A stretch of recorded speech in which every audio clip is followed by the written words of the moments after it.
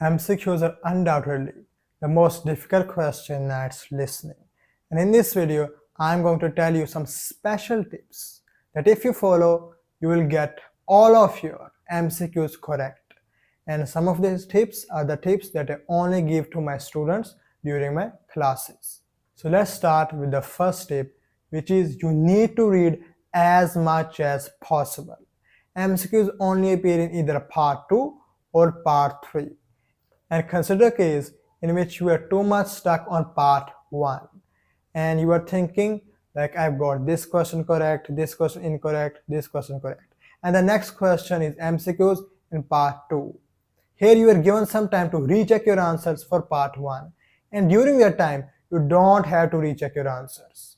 You just make a guess for the answers. You now can't get them correct. The audio is passed you for part 1. And then you move towards part 2. You need to read here as much as possible. Read the questions as well as the 3 options and highlight their keywords.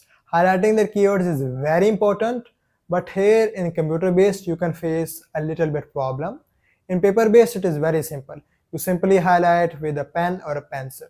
But in computer based you have to like drag your mouse, then right click, then there will be a highlight option, then click. So it can be time consuming. So make sure that when you're taking the computer based, you will be at a disadvantage when attempting the MCQs. Consider this question. Carl and Bob were surprised to learn that coastal cities, option A, contain nearly half of world's population. Now Carl and Bob both were surprised. Keyword, coastal cities, keyword. A, contain nearly half of world's population. Half of world's population, keyword.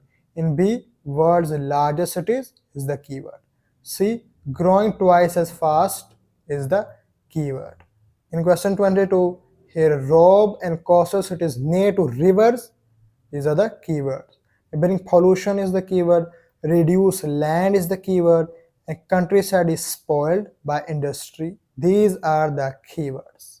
And after you identify the keywords, you need to differentiate between each of the options. Now some options will be very obvious, you don't need to differentiate between them.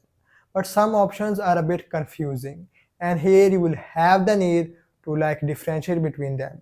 And there is always some difference. Like consider the same questions that we just did. Here in question 22, it's very obvious: pollution, reduced land, and industry, spoiled by industry. There is not much confusion. These are all distinct things, different. But if you look on question 21, here you will see half of world's population. No, this is not confusing. World's largest cities and growing as fast as other cities. Now growing and largest can be considered in the same context, and cities is also mentioned. But here there is a difference. Coastal cities include most of world's largest cities. So these cities, the coastal cities, must have the largest cities. But in option C, you can say coastal cities, they are growing twice as fast as other cities. So twice as fast is the thing that differentiates between them. One just contains the world's largest cities, other says that they're growing twice as fast as other cities. And those other cities can contain the world's largest cities as well. So one is simple, just contains the largest, other they are growing twice as fast. Here sometimes the examiner will try to distract you by using distractors, and this is very common. How the distractors are used? Out of 3 options, the speaker will either use 2 or 1 incorrect option to distract you, and majority of the students here will fall into these distractors and choose the incorrect option because they will just choose the first thing that listen, and that is usually a distractor. Distractor will be used in this way that one of the options out of these 3 will be incorrectly used. Okay, they can't be correct because obviously then that will be the correct option. So as soon as you hear the incorrect option that is used as a distractor, you immediately eliminate it.